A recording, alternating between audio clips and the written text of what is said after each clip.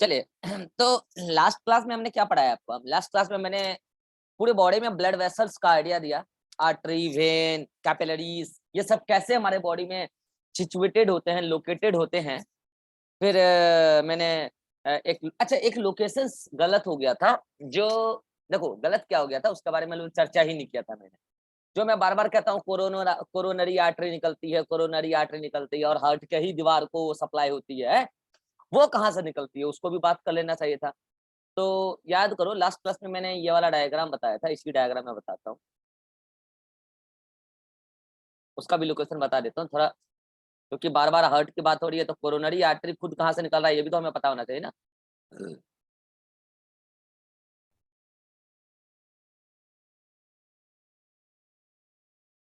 चलो ये देखो, तो याद करो लास्ट क्लास, यहाँ ये वाला डायग्राम देखो, याद करो लास्ट क्लास में मैंने इसका नाम आपको बता दिया था, इसका नाम बता दिया था और इसका नाम बता दिया था। कोई बता सकता है क्या नाम? याद है किसी को? हाँ जी, नहीं याद है? चलो कोई बात नहीं। This is left subclavian artery, this is the left common carotid artery, and this is the branchiocephalic artery which gives two branch. One is sorry, right, not left, this is right, इधर left था और ये this is branchiocephalic artery and this gives right subclavian artery and the right common carotid artery. Right subclavian artery and left subclavian artery, left and right arms को जाएगा और limbs को जाएगा, और राइट कॉमन कैरोटिड आर्टरी या left common carotid artery नेक और brain को जाएगा। इसकी बात तो हो चुकी थी, मुझे बताना था ये जो आपको दिख रहा है ना, ये जो डोर्सल अओर्टा है, तो जो डोर्सल अओर्टा का रूट है, मतलब बेस वाला पार्ट, ये दिख रहा है बेस वाला पार्ट जो एकदम जहां से निकला है जस्ट, वहीं से एक आर्टरी निकल जाता है, वहीं से एक आर्टरी निकल जाता है, and that artery will finally gives many arteriole and capillaries to the heart musculature. अब सुनना ध्यान से, ये जो निकला डोर्सल अओर्टा के बेस से, this is called as coronary artery. क्या बोला मैंने इसको? कोरोनरी आर्टरी, जो हार्ट को जाएगा। अब मुझे बताओ, हार्ट में भी तो दो पोजीशन है ना, लेफ्ट एंड राइट, यस और नो? तो किसका दो ब्रांच बनना चाहिए, जल्दी बोलो। यस, तो इसका एक ब्रांच इधर ही रह जाएगा, इस कलर से ले लो, इस कलर से ले लेता हूँ, इसका एक ब्रांच इधर ही रह जाएगा एंड इसका एक ब्रांच राइट डायरेक्शन में चला जाएगा। तो मुझे जल्दी से बता दो, इस ब्रांच का मैं क्या नाम दे सकता हूँ और इस ब्रांच का मैं क्या नाम दे सकता हूँ, जल्दी बोलो। अरे भाई सिंपल बोल दो ना, right and left coronary artery, yes और नो? तो पहले कॉमन कोरोनरी आर्टरी निकला, इसको बोल सकते हो आप कॉमन कोरोनरी आर्टरी। देन उससे निकला राइट कोरोनरी आर्टरी, या फिर ब्रांच भी बोल सकते हो, एंड लेफ्ट कोरोनरी आर्टरी। फिर पता है इसके फिर कई सारे ब्रांचेस निकलते हैं, इसके कई सारे ब्रांचेस निकलेंगे जो राइट डायरेक्शन में अलग अलग साइड में जाएगा, और इसके भी फिर कई सारे ब्रांचेस निकलेंगे जो वेंट्रिकल्स को जाएगा एंड मेनी मोड्स, ठीक है? तो इसके फिर कई सारे ब्रांचेज होंगे, समझ रहे? मतलब हार्ट को जो जाएगा, जो पूरा कोरोनरी सिस्टम बनता है, और इसके भी कई सारे ब्रांचेज होंगे, ठीक है? तो इन दोनों कई सारे ब्रांचेज होते हैं, ये सब आपको मेडिकल कॉलेज में याद करना पड़ेगा, ठीक है? एक ब्रांच का मैं नाम ले रहा हूँ क्योंकि उससे रिलेटेड अभी कुछ डिसऑर्डर बताऊंगा। One is LADA, left anterior descending artery, ये नीचे गिर रहा है, नीचे जो गिर रहा है वेंट्रिकल की तरफ, लेफ्ट एंटीरियर डिसेंडिंग आर्टरी, लाडा, पता है ये मेन ब्रांच है लेफ्ट कोरोनरी आर्टरी का, इवन पूरे कोरोनरी आर्टरी का सबसे मेन ब्रांच है। तो इसके बारे में मैं क्या लिखूंगा? मेन ब्रांच ऑफ, बोलो, कोरोनरी आर्टरी। तो एक बार बताओ, कल को अगर इस आर्टरी में ब्लॉकेज हो गया तो क्या होगा? Direct death. पता है इन जनरल देखा गया है, रिपोर्ट जो आती है, 90% 90 to 95% पेशेंट्स होता है लाडा ब्लॉक में निपट ही लेते हैं, हॉस्पिटल जाते जाते तो निपट लेते हैं। इसीलिए लाडा ब्लॉक को या इस आर्टरी को लाडा, अरे लाडा होगा, LADA, लाडा, लेफ्ट एंटीरियर डिसेंडिंग आर्टरी, लाडा। ठीक है, इसीलिए पता है लाडा को window artery, window making artery भी कहते हैं। विडो मतलब क्या होता है, बोलो? अरे विडो का मतलब भी तो, हाँ विधवा। तो अब आप बोलोगे सर ज्यादातर विधवा, विधवा कब बनेगी फीमेल? जब उसका हस्बैंड मरेगा। तो इसका मतलब ज्यादा मेल में होता होगा। हाँ बिल्कुल, ज्यादा मेल में होता है। क्यों होता है वो अभी कारण बताऊंगा, रुक जाओ। तो इसलिए इसको क्या बोलते हैं, विडो मेकिंग आर्टरी। क्यों बोलते हैं? क्योंकि अगर इसमें ब्लॉकेज हो गया तो ज्यादातर केस में पेशेंट का डेथ ही हो जाता है, पहले हॉस्पिटल पहुंचता पहुंचता तो डेथ ही हो जाता है। ठीक है, सो लाडा call as widow making artery. ठीक है, तो ये मैंने एक ओवरव्यू दिया कोरोनरी सिस्टम का। ठीक है, फिर से बोल रहा हूँ। अच्छा, अगर आपसे कोई पूछे कि कॉमन कैरोटिड आर्टरी कहाँ से निकला है, जल्दी बोलो। राजेश फ्रॉम, बोलो। Dorsal aorta. Root of, root of dorsal aorta, ये तो बताना है। रूट ऑफ डॉर्सल ओटा। ठीक है, तो अब आप क्या करोगे, नोट्स में एक छोटा सा हेडिंग डाल लेना, या फिर नोट्स में जहां पे मैंने पढ़ाया ना कोरोनरी सिस्टम, पहले इसका स्क्रीनशॉट लो, फिर बता रहा हूँ कि ये डायग्राम नोट्स में कहाँ चिपका देना सिस्टमेटिकली। तो पहले एक बार समझ लो इसको। This is the coronary artery, उससे ब्रांच निकला, left and right branch, then उससे फिर कई सारे ब्रांच निकले। उसी में से एक मेन ब्रांच किसका, इसका वाला लाडा। अच्छा, इसका भी मेन ब्रांच है, इसका भी एक मेन ब्रांच है, तो उसको क्या बोलेंगे, बोलो? उसका मेन ब्रांच को क्या बोलेंगे, राडा। राइट एंटीरियर, नहीं राडा नहीं, राइट पोस्टीरियर, इसमें पोस्टीरियर होता है, D A, RPDA, right posterior descending artery.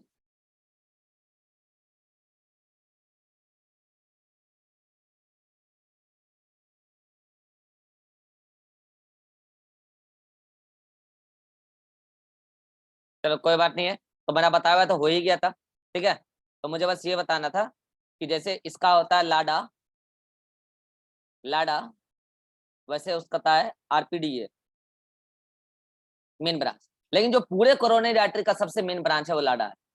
इसलिए अगर इसका ब्लॉकेज हो गया तो फिर भाई साहब खतरनाक है। ये क्यों सबसे मेन ब्रांच है? क्योंकि एक बार बता, पूरे हार्ट में सबसे बड़ा चैम्बर कौन है? पूरे हार्ट में सबसे बड़ा, लेफ्ट वेंट्रिकल। लेफ्ट वेंट्रिकल के मसल्स को ये सप्लाई करता है ब्लड। इसलिए अगर लेफ्ट वेंट्रिकल निपट गया तो पूरे बॉडी को ब्लड सप्लाई निपट जाएगा, पर्सन नहीं निपट लेगा। इसलिए इसको बोलते हैं विडो मेकिंग आर्टरी। ठीक है, तो अब इस डायग्राम को जैसे मैंने अभी बताया यहाँ पे ऐसे सिस्टमेटिक लीड बना लेना, और उसमें मेनली वो ब्रांच दिखा देना जो मैंने अभी दिखाया है। उस डायग्राम को नोट्स में, अपने नोट्स में यहाँ पे चिपका लेना, बता रहा हूँ। एक जगह मैंने पढ़ाया होगा कोरोनरी सिस्टम, अगर कहीं दिखा हो कोरोनरी सिस्टम, याद है किसी को कोरोनरी सिस्टम कहाँ पढ़ा है? यहीं पे होगा।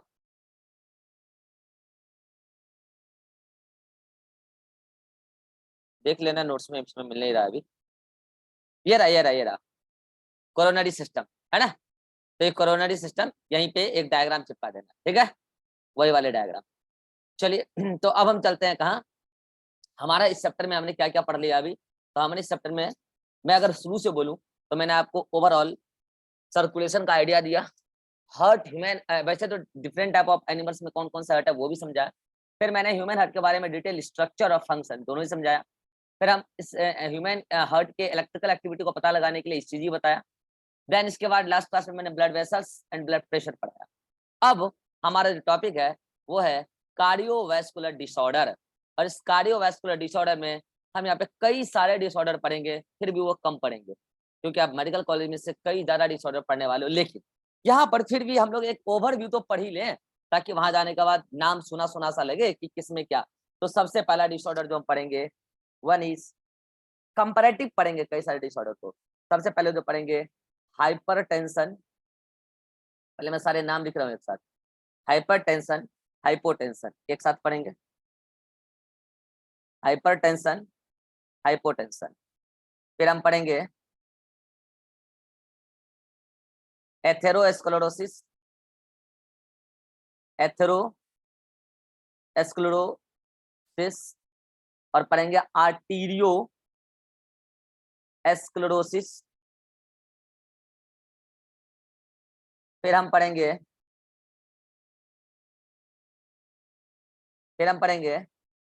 Atherosclerosis, arterio एस्क्लेरोसिस। इसके बाद क्या पढ़ ले जाए सीक्वेंस में, चलो वो सारे पढ़ लेते हैं एक साथ। हार्ट हार्ट फेल्योर, हार्ट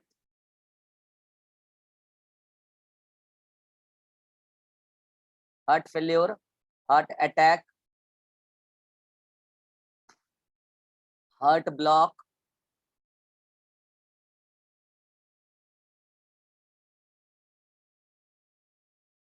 ठीक है। और क्या हो गया? हार्ट ब्लॉक, और बताओ इसके बाद आ जाओ। अच्छा, कोरोनरी आर्टरी डिजीज यहीं पे पढ़ लेंगे। एक मिनट, यहाँ पे 5 नंबर कर दो। कोरोनरी आर्टरी डिजीजेस, जिसको मायोकार्डियल इन्फेक्शन भी बोलेंगे हम। तो 5 नंबर ये हो गया, और ये हो गया 6 number heart failure, 7 number heart attack, और ये तो ये हो गया क्या आपको 5 6 7 8, और कार्डियक अरेस्ट, कार्डियक अरेस्ट या इसी को बोलते हैं हार्ट अरेस्ट, ठीक है। फिर इसके बाद हम पढ़ेंगे 9 हो गया 10, कौन सा बच गया, क्या बच गया? एंजाइना पेक्टोरिस, एंजाइना पेक्टोरिस, और क्या बच गया? सब तो हो ही गया। चलो एक एक करके सबको समझते हैं, ठीक है। अब क्या है, आपकी एनसीईआरटी में ये सब छोटे छोटे से पैराग्राफ के फॉर्म में दिया हुआ है, लेकिन जो क्वेश्चन आता है ना, तो टेक्निकल पूछ लेते हैं वो लोग। तो हम क्या करेंगे, इसको समझेंगे, रटने के वजह इसको समझेंगे, ठीक है। फिर एक साथ आप नोट्स रीड कर लेना। मुझे बता, हाइपर का मतलब क्या होता है? ज्यादा या कम? ज्यादा, हाइपर का मतलब, और हाइपो का मतलब कम, कम। तो इस हाइपर का मतलब ज्यादा, हाइपो का मतलब क्या?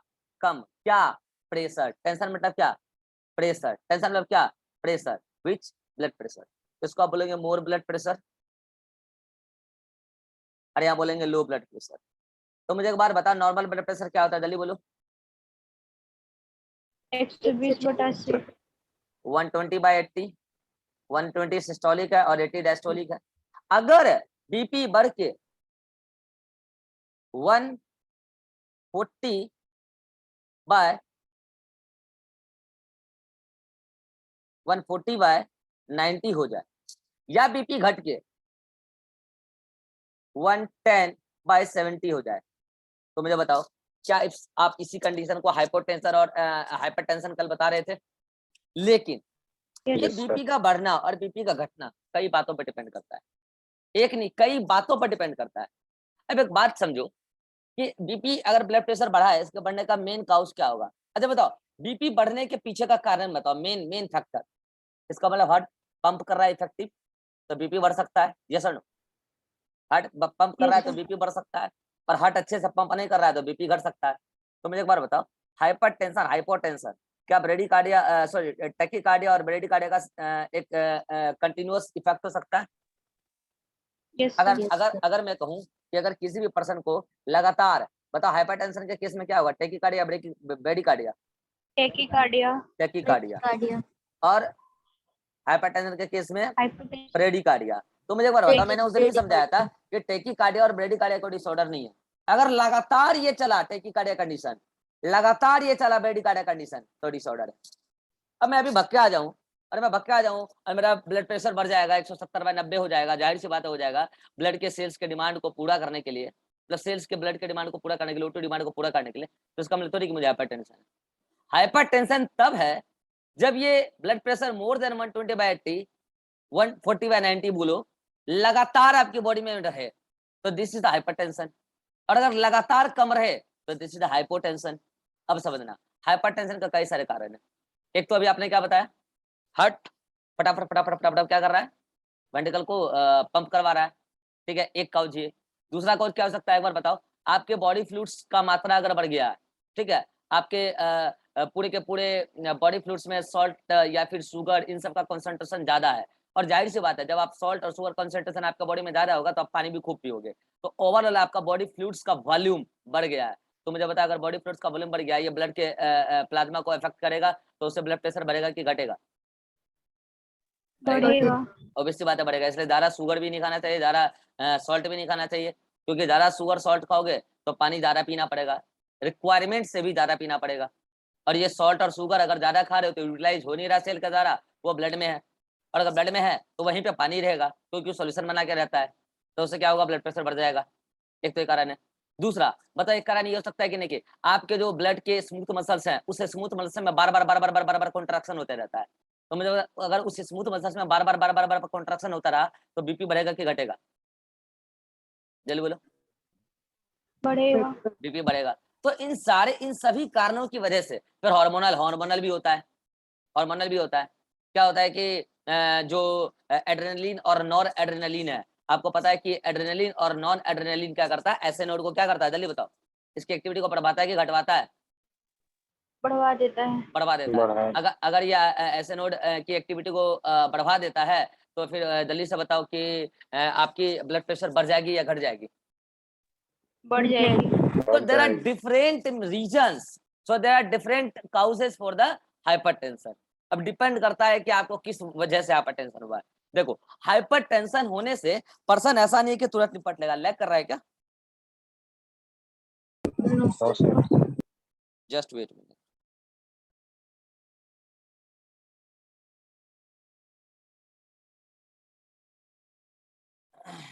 हाँ, तो क्या बोल रहा हूँ मैं, अब लैग करेगा तो बताना। तो मैं क्या बोल रहा हूँ कि there are many reason for hypertension. ठीक है, ऐसा नहीं है कि किसी एक वजह से हो रहा है। अब सबसे पहले जब आप डॉक्टर के पास जाओगे, डॉक्टर आपको पूछेंगे क्या भाई बताओ क्या प्रॉब्लम है, तो सर मेरा बताओगे ये सब प्रॉब्लम है, मुझे यूरिनेशन ज्यादा होती है, या फिर मुझे एंजाइटी होती है, मुझे गुस्सा जल्दी आता है, ये सब चीज बताओगे, नींद नहीं आती है, ये सब बताओगे, समझ आएगा। इसका बीपी पहले चेक करो, ठीक है। बीपी चेक करने से पता चला कि बीपी इसका ज्यादा आ रहा है, 2-3 बार चेक किया पता चला ज्यादा आ रहा है, ठीक है। तो इसका मतलब आपको फिर ऐसा नहीं है कि 2-3 बार चेक किया बोल देगा आपको हाइपरटेंशन है। फिर इंटरवल में आपको 1-2 दिन 3-4 दिन पे आपको मेडिसिन तत्कालिक दे देगा, 1-2 दिन 3-4 दिन पे बुलाएगा, आपका बीपी लगातार वही चल रहा है, इसका मतलब आप हाइपरटेंशन का शिकार हो चुके हैं। अब डिपेंड ये करता है, अब आपको तो पता ही नहीं है आपका बीपी क्यों बढ़ा है। अगर आपसे वो पूछ लेंगे शुगर उगर सॉल्ट वगैरह सब ठीक ठाक खा रहे हो, हाँ ठीक खा रहे हैं, तो फिर पता चलेगा भाई इसका प्रॉब्लम क्यों हो रहा है। तो अब डॉक्टर क्या करेंगे, आपको डिफरेंट टाइप के ड्रग्स देंगे, ठीक है। अब ये जितने भी ड्रग्स, अगर आपके घर में कोई बीपी पेशेंट हो हाइपरटेंशन वाले, तो आप उसके मेडिसिन के जो नाम है उस पर मत जाओ। नाम तो क्या डिफरेंट डिफरेंट नाम होता है भाई, बायोलॉजी क्लास तो बायोलॉजी क्लास होता है ना। अब एक तरफ चल रहा है आरबीसी, एक तरफ चल रहा होगा कोई और सी और कोई क्लास, बायोलॉजी तो बायोलॉजी है, डिफरेंट टाइप के नाम है, कोचिंग का पढ़ाया तो वही जा रहा है। तो ऐसे मेडिसिन के नाम पे मत जाओ, उसके कंपोजिशन पे जाओ। कंपोजिशन मेनली अगर मैं बोलूं हाइपरटेंशन के केस में 4 टाइप के मेडिसिन होते हैं। कौन कौन, मैं एक ओवरव्यू दे देता हूं, अगर चाहो तो नोट्स में लिख लेना। 4 टाइप के मेडिसिन होते हैं। एक तो होता है बीटा ब्लॉकर, आप देख लेना कोई भी अगर घर में मेडिसिन हो तो एक बीटा ब्लॉकर कैटेगरी का होता है, अगर ये किसी को सूट कर गया तो। एक होता है calcium plus 2 channel blocker, calcium plus 2 channel blocker, मैं भी सबका रोल भी बता दूंगा। एक होता है डायबिटिक्स। अब डायबिटिक्स में तो क्या है कि अगर कोई मेडिसिन देना है मेडिसिन दे दो, या उसको डायबिटिक सब्सटेंस खाने के लिए सजेशन दे दो, डाययूरेटिक्स। और एक होता है एस इनहिबिटर, एस इनहिबिटर, मैं सभी का रोल बता देता हूँ। तो मेजरली ये 4 टाइप के मेडिसिन होते हैं हाइपरटेंशन के केस में। अब मेडिसिन का नाम पे मत जाओ, कंपोजिशन यही होता है, उसका जो रोल होता है वो यही होता है। क्या होता है देखो, पहला बीटा ब्लॉकर, पता है एक्चुअली क्या होता है ना, एड्रेनलिन और नॉन एड्रेनलिन के रिसेप्टर्स को कहते हैं बीटा रिसेप्टर। क्या बोलते हैं, बीटा रिसेप्टर। तो मुझे एक बार बताओ, अगर एड्रेनलिन और नॉन एड्रेनलिन के एक्सेस सिक्रीशंस की वजह से बीपी बढ़ा है, तो क्या बीटा ब्लॉकर वहां पे इफेक्टिव ट्रीटमेंट के तौर पे काम आ जाएगा कि नहीं आ जाएगा? हम रिसेप्टर को ब्लॉक कर देंगे, हम ऐसा मेडिसिन देंगे कि जाकर रिसेप्टर ब्लॉक हो जाएगा। अब एड्रेनलिन नोरेड्रेनालिन आए एक्सेस में, कोई फर्क नहीं पड़ता है, ज्यादा एक्साइटेशन होगा ही नहीं। और ये बीटा रिसेप्टर से ऐसा नहीं कि सारे के सारे रिसेप्टर ब्लॉक हो जाएंगे, लिमिटेड अमाउंट में मेडिसिन दे रहे हैं तो कुछ कुछ रिसेप्टर ब्लॉक हो जाएंगे, तो लिमिटेड अमाउंट में हार्ट का एक्टिविटी चलेगा। तो कुल मिला के बीटा ब्लॉकर क्या कर रहा है, जल्दी बताओ, ब्लॉक्स ब्लॉक्स बीटा रिसेप्टर, जल्दी बोलो, for adrenaline and non adrenaline, adrenaline and nor adrenaline. अब आपको ये खुद को रिलेट कर लेना है कि एड्रेनलिन और नॉर एड्रेनलिन के ब्लॉक करने से क्या होगा, क्योंकि उसकी वजह से हार्ट का एक्टिविटी बढ़ गया था, ठीक है, नॉन एड्रेनलिन, ठीक है। Next calcium plus 2 channel blocker, अभी मैंने थोड़ी देर पहले बोला कि कई बार क्या होता है कि जो हार्ट के smooth muscles, sorry blood vessels के जो स्मूथ मसल्स हैं उसमें लगातार कॉन्ट्रैक्शन होता है। तो अगर बताओ अगर लगातार उसमें कॉन्ट्रैक्शन होता रहेगा तो बीपी लगातार बढ़ता रहेगा ना। तो उस केस में क्या करते हैं बताओ, स्मूथ मसल्स हो या कोई भी मसल्स हो, कैल्शियम का रोल है कि नहीं मसल कॉन्ट्रैक्शन में, है ना। तो हम क्या करते हैं, कैल्शियम प्लस 2 चैनल के जो है उसी को ब्लॉक कर देते हैं। अगर कैल्शियम प्लस 2 चैनल ही ब्लॉक हो जाएगा तो जो लगातार एक्सेसिव कॉन्ट्रैक्शन हो रहा था ट्यूनिका मीडिया के जो कार्डियक सॉरी स्मूथ मसल्स थे उसमें लगातार कॉन्ट्रैक्शन अब नहीं होगा। अगर वो नहीं होगा तो बीपी नॉर्मल हो जाएगा। तो इसके बारे में क्या बोलोगे, बोलो जल्दी से। ब्लॉक्स, अरे ब्लॉकर तो नाम दिख ही रहा है ना, सीधा ही बोलो ना। Inhibit excess contraction of what? A smooth muscle of what? Tunica media। हो गया। नेक्स्ट आता है डायबिटिक। अभी मैंने थोड़ी देर पहले बोला कि अगर कोई पर्सन है और वो ज्यादा खाता है, चीनी ज्यादा खाता है, नमक, तो उसकी बॉडी में पानी भी ज्यादा जाता है, तो उसकी वजह से उसका पूरा बॉडी वॉल्यूम एक तरीके से बढ़ा रहता है।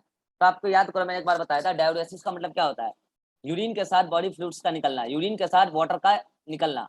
तो दिस इज डायबिटीज। तो एक बार बताओ, अगर ऐसा कोई पर्सन है जिसको इस वजह से बीपी बढ़ गया तो बढ़ ही गया है, अब उसको शुगर और सॉल्ट खाने से तो मना करेंगे ही, लेकिन ऐसा तो नहीं है कि शुगर और सॉल्ट उसका तुरंत बॉडी में जो है वो एक दिन में मैनेज हो जाएगा, नहीं होगा। शुगर और सॉल्ट खाने से मना उसको कर देंगे, लेकिन जो बॉडी में एक्सेस फ्लूइड है उसको तो रिलीज करवाना ना पड़ेगा। तो उसके लिए उसको खिलाएंगे डायबिटिक सब्सटेंस। बोलेंगे डायबिटिक सब्सटेंस खाओ, अपने आप को बार बार एक्सेस यूरिन आएगा और जाना, धीरे धीरे बॉडी का वॉल्यूम मेंटेन हो जाएगा। तो ये क्या करेगा, जल्दी बोलो। Maintains volume of body fluids, volume of body fluids by promoting, बोलो विच फिनोमेना, डायूरेसिस। नेक्स्ट है एस इनहिबिटर। किसी को अगर याद आ रहा हो, एक्सक्रेटरी सिस्टम, रास मैकेनिज्म, तो एस का फुल फॉर्म मुझे बता दो कोई, कौन बताना चाहेगा।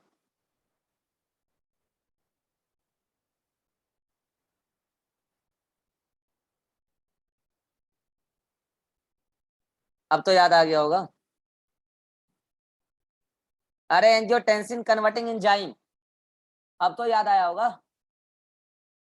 याद करो कि जो हमारे बॉडी का सेल्स होता है, जो वहाँ जक्स्टाग्लोमेरुलर apparatus होता है, जब वो हमारे बॉडी के अंदर जो है अगर ब्लड वॉल्यूम कम हो गया है, अगर ब्लड वॉल्यूम कम हो गया है इसका मतलब कि सॉरी उसमें कॉन्सेंट्रेशन ज्यादा हो गया, यूं बोलो, ठीक है।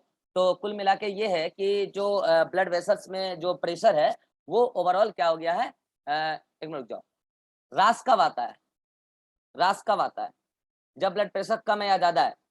इधर साइड में लिखने दो नहीं तो गलत हो जाएगा। रास कब आता है, रेनिन एंजियोटेंसिन एल्डोस्टेरोन सिस्टम, यानी कि जब बीपी कम है।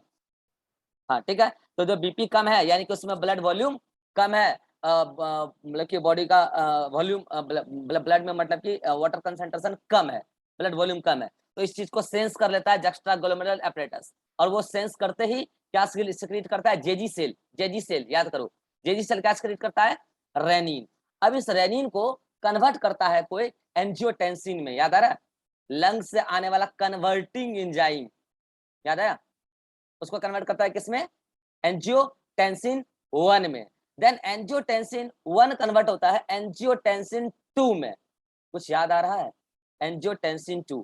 और ये एंजियोटेंसिन 2 ये जो कन्वर्जन हुआ है, अभी क्या बोला मैंने, renin, then angiotensin 1 and then ये कन्वर्ट हो रहा है एंजियोटेंसिन 2 में। तो यहीं पे वो एंजाइम इन्वॉल्व होता है, एस, याद आ रहा है कुछ, एस। तो अब मुझे एक बार बताओ, अगर कल को एस एंजाइम ज्यादा हो, एस एंजाइम ज्यादा हो, तो ये एंजियोटेंसिन 2 की कॉन्सेंट्रेशन ज्यादा है कम, जल्दी बोलो। ज्यादा, क्योंकि वो कन्वर्जन ज्यादा चल रहा होगा ना फिर रेनिन का फाइनली एंजियोटेंसिन 2 में। अब मुझे बताओ क्या आप एंजियोटेंसिन 2 के बारे में दो बातें जानते हो, एक तो क्या, ये खुद इंस्टेंट वेसोकॉन्स्ट्रिक्टर इफेक्ट दिखाता है, स्ट्रॉन्ग वेसोकॉन्स्ट्रिक्टर होता है, यस और नो, वेसोकॉन्स्ट्रिक्टर होता है। एक तो ये, अब मुझे बताओ अगर ये वेसोकॉन्स्ट्रिक्टर है तो बीपी को बढ़ाता है कि घटाता है, बीपी को बढ़ाता है, और क्या वेसोकॉन्स्ट्रिक्टर है, बढ़ाता है। अच्छा दूसरा ये क्या कराता है, एल्डोस्टेरोन के सिक्रीशन को, एल्डोस्टेरोन के सिक्रीशन को बढ़ पाता है। और मुझे बता एल्डोस्टेरोन का सिक्रीशन बढ़ जाएगा तो water resorption and salt resorption बढ़ जाएगा कि घट जाएगा, जल्दी बोलो, बढ़ जाएगा। तो बता बॉडी फ्लूइड्स जो वॉल्यूम घटा हुआ है वो बढ़ क्या हो जाएगा। जाएगा, वॉल्यूम फ्लूइड्स का वॉल्यूम घटा वो बढ़ जाएगा और उसका बढ़ने से बीपी बढ़ जाएगा। तो ये तो नॉर्मल फिनोमिना है। अगर आपका बॉडी में ऐसा हो रहा है तो angiotensin 2 is very very useful. अगर आपका बॉडी में बीपी घट चुका है तो उसको बढ़ाने के लिए एंजियोटेंसिन 2 खुद इमीडिएट वेसोकॉन्स्ट्रिक्टर की तरह करता है और एल्डोस्टेरोन का सिक्रेशन बढ़वा के बीपी बढ़ाता है। तो ठीक है, लेकिन अगर कल को एस एंजाइम ज्यादा हो गया तो एंजियोटेंसिन 2 एबनॉर्मली बहुत ज्यादा हो जाएगा, तब तो ये खुद एज अ वेसोकॉन्स्ट्रिक्टर भयानक इफेक्ट दिखाएगा और एल्डोस्टेरोन का बहुत सारा एबनॉर्मल सिक्रेशन कराएगा, तो बीपी तो एबनॉर्मली बढ़ जाएगा। तो बताओ उस केस में क्या करें, क्या एस का इनहिबिटर दे दें, एंजाइम इनहिबिटर? तो क्या करेगा जब बताओ, बताओ जल्दी से। Yes. inhibits what? Formation of, बोलो what? एक्सेस क्या? एंजियोटेंसिन 2। तो ये मैंने बता भले ही दिया है कोरिलेट करके, लेकिन आपको शायद ही कोई पूछे। लेकिन हाँ, आपके आए दिन घर में कोई ना कोई बीपी पेशेंट दिखता है, तो अब क्या डॉक्टर क्या करते हैं कि उसको पहले आया डॉक्टर के पास तो बोला ऐसे ऐसे प्रॉब्लम है, तो उसको दे दिया एक पत्ता मेडिसिन बीटा ब्लॉकर का, बोला कि जाओ 1 सप्ताह खाना फिर आना। 1 सप्ताह बाद आया, बोला हाँ भाई कोई आराम है, बोला नहीं कोई आराम नहीं। बोला ठीक है पहले तो कैल्शियम चैनल ले जाओ, किस बार दिए कैल्शियम चैनल, फिर उसको 1 सप्ताह बाद बुलाए तो फिर बोल रहा है कोई आराम है, बोले कोई आराम नहीं है। फिर डॉक्टर ने दिमाग लगाया, बोला 1 मिनट रुक जाओ, इसका मतलब इसको प्रॉब्लम हो सकता है इधर से हो। फिर उसको ऐसे टाइम टू टाइम उसको डायबिटिक्स एस इनहिबिटर, चारों के चारों कैटेगरी मेजरली यही होते हैं, चारों के चारों कैटेगरी देके चेक कर लिया, किसी से इफेक्ट बहुत अच्छा रिजल्ट नहीं आ रहा है। फिर डॉक्टर ने दिमाग लगाया, बोला ठीक है इस बार क्या करो, 2 पत्ता दवा ले जाओ, इसका और इसका कॉम्बिनेशन दे दिया। जब इसका कॉम्बिनेशन दिया फिर बोला 1 सप्ताह बाद आओ, 1 सप्ताह बाद आया, बोला हाँ कुछ आराम है, बोला हाँ इस बार आराम है। तो बोला ठीक है फिर से 4 पत्ता ले जाओ, अब 1 महीने बाद आना। 4 पत्ता दे दिया, बोला 1 महीने बाद आना। अब वो पर्सन 1 महीने में काफी अच्छा महसूस कर रहा है। तो अगर कोई हाइपरटेंशन का पेशेंट है और वो टाइम पे डॉक्टर के पास चले जाए तो डॉक्टर रिकॉग्नाइज कर लेते हैं इसको प्रॉब्लम क्या है। तो फिर एक महीना बाद जब वो आया, बोला सर अब तो बहुत आराम है, बोले बस जिंदगी काटो इस दवा के सहारे, जिंदगी काटो इस दवा के सहारे और कोई उपाय नहीं है। जब जब प्रॉब्लम हो ये दवा का नाम याद कर लो, जब भी प्रॉब्लम हो खा लेना है, ठीक है, ये तुम पे सूट करेगा। तो ऐसे ही डॉक्टर उसको रिकॉग्नाइज करके बता देते हैं कि आपके बॉडी पे आप बीच बीच में बीपी चेक कराते रहना, क्या ठीक हो रहा है कि नहीं। तो हाइपरटेंशन का पेशेंट ठीक हो सकता है, एक नॉर्मल जिंदगी जी सकता है, ठीक है, मेडिसिन खाना पड़ेगा कोई बात नहीं है, लेकिन जिंदगी जी सकता है। लेकिन क्या होता है ना, कुछ लोग होशियार होते हैं, अपने आप को ज्यादा होशियार समझते हैं, तो जो ज्यादा होशियार समझते हैं वो तो ज्यादा बेवकूफ भी बनते हैं ना। उसको डॉक्टर बोला दवाई खाने के लिए, दवाई छोड़ दिया किसी दूसरे के सजेशन पे आके, अब भाई ये मत खाओ वो मत खाओ, इंग्लिश दवा मत खाओ, जड़ी बूटी खाओ, बाबा को मानो, ये बाबा जो कहता है बिना पढ़े एग्जाम पास कर लो, ये बाबा जो कहता है आलू प्याज सॉरी प्याज लहसुन का जन्म हुआ है राक्षस से, कुछ भी मतलब सुनता हूँ तो मुझे तो लगता है कि साइंस क्यों पढ़ा यार, बाबा ही बन जाते हैं हम, उससे अच्छा तो ये था, ये अच्छा बिजनेस है। मतलब कुछ भी नॉन लॉजिकल बातें चल रही, उसकी बातों में आके क्या किया, दवाई खाना छोड़ दिया। बाबा के पास गए, बाबा बोले सबसे पहला उपाय कृपा वहीं रुकी है, आपने अंग्रेजी दवा खा लिया, कृपा वहीं रुकी है, अंग्रेजों ने आपकी कृपा रोक लिया है, तो अंग्रेजी दवा खाना छोड़ो, उसने छोड़ दिया। फिर जब क्रिटिकल कंडीशन आया पता चला निपट ही लिया, फिर बाबा दर्शन ही नहीं दे रहे, कह रहे बाबा भगवान के पास, क्योंकि आप भी भगवान के पास हैं, तो कोई उपाय है नहीं। तो ऐसे घर में जो होशियार लोग हैं ना, थोड़ा उसको समझाओ कि अंग्रेजी दवा नहीं है, आपके जीवन का ये सेविंग केमिकल है, ठीक है, बाबा बाबा के चक्कर में ना पड़े। तो ये जो चीजें हैं ये आपके बॉडी के पे सूट करने के लिए किसी ने रिसर्च करके बहुत मेहनत से ये चीज बनाया है कि बाबा बाबा के चक्कर में ना रहो। तो हाइपर टेंशन के केस में जो मेडिसिन आपको डॉक्टर लिख रहे हैं उसको फॉलो कीजिए, डॉक्टर अच्छे डॉक्टर से सजेशन लीजिए और लाइफ टाइम आराम से लाइफ को जिए, कोई दिक्कत नहीं है, ठीक है। अब आता है हाइपोटेंशन, हाइपोटेंशन में बीपी घट गया, इसके बीपी घटने का जो कारण है वो कारण पे मेडिसिन देने का कोई बात ही नहीं बनता। हाइपोटेंशन के केस में मेनली मेडिसिन नहीं देते हैं। क्या है कारण, एक बार बताओ, आप खाना ढंग से खाते नहीं हो, ढंग का खाने नहीं खाते हो भाई, जब आप खाना नहीं खाते हो बॉडी जो वॉल्यूम्स है बॉडी फ्लूइड्स का जो वॉल्यूम है, ब्लड वॉल्यूम है वो तो कम ही रहेगा।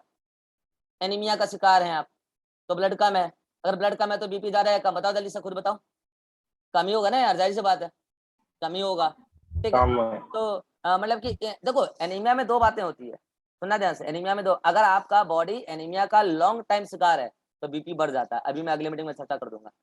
लेकिन अभी मान लो कि आपको अभी अभी जस्ट किसी कारण से ब्लड का कमी हुआ है, तो अगर लॉन्ग टाइम तक रहेगा तब तो आपका बीपी उल्टा बढ़ जाता है, ठीक है। तो एनीमिया में फिर और भी कई सारे बातें होती है, बीपी फ्लक्चुएट करती है। मैं ये बोल रहा हूँ कि आप खाना नहीं खाते हो ढंग से, या फिर कई बार क्या होता है कि जो ब्लड फॉर्मेशन सेल्स है उसके जीन में डिफेक्ट आ जाता है।